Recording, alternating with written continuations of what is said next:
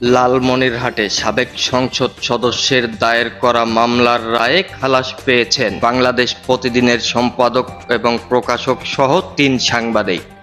গত ৯ এপ্রিল ২০১৪ সালে দেশের সর্বাধিক প্রচারিত প্রথম সারির জাতীয় দৈনিক বাংলাদেশ প্রতিদিন পত্রিকায় রেশন ডিলার সাবেক প্রতিমন্ত্রী মোতাহারের ১০০ কোটি টাকা শিরোনামে একটি সংবাদ প্রকাশিত হয়। প্রকাশিত সংবাদের জেরে বাংলাদেশ প্রতিদিন পত্রিকার সম্পাদক নাঈম নিজাম, প্রকাশক ময়নাল হোসেন চৌধুরী এবং পত্রিকাটির লালমনিরহাট প্রতিনিধি রেজাউল করিম মানিকের বিরুদ্ধে একটি মামলা দায়ের করে সাবেক প্রাথমিক ও গণশিক্ষা প্রতিমন্ত্রী, পরবর্তীতে লালমনিরহাট ১ আসনের সাবেক এমপি ও লালমনিরহাট জেলা আওয়ামী লীগ সভাপতি মোতাহার হোসেন।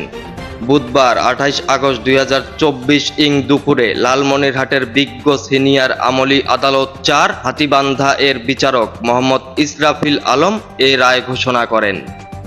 খোঁজ খবর নিয়ে আদালত ও এজাহার সূত্রে জানা গিয়েছে, লালমনিরহাট জেলা আওয়ামী লীগ সভাপতি সাবেক সংসদ সদস্য মোতাহার হোসেন এমপিকে নিয়ে গত ৯ এপ্রিল ২০১৪ সালে একটি অনুসন্ধানী প্রতিবেদন প্রকাশ করা হয়।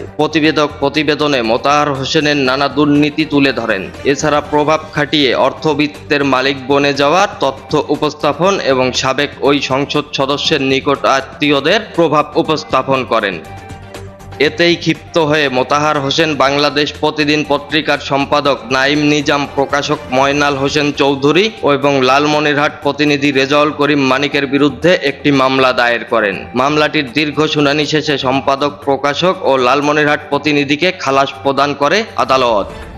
বাংলাদেশ প্রতিদিন পত্রিকার লালমনিরহাট প্রতিনিধি রেজাউল করিম মানিক বলেন, অনুসন্ধানী প্রতিবেদনের জেরে লালমনিরহাট জেলা আওয়ামী লীগ সভাপতি ও সাবেক সংসদ সদস্য বাংলাদেশ প্রতিদিন পত্রিকার সম্পাদক, প্রকাশক ও আমাকে জড়িয়ে একটি মিথ্যা মামলা দায়ের করেন এবং দীর্ঘ শুনানি শেষে মামলাটির রায় হন। সম্পাদক, প্রকাশক এবং আমি এই রায়ে খালাস পাই। তিনি বলেন, সত্যের জয় সব সময়। মামলা দিয়ে গণমাধ্যম কর্মীদের কণ্ঠরোধ করা অসম্ভব।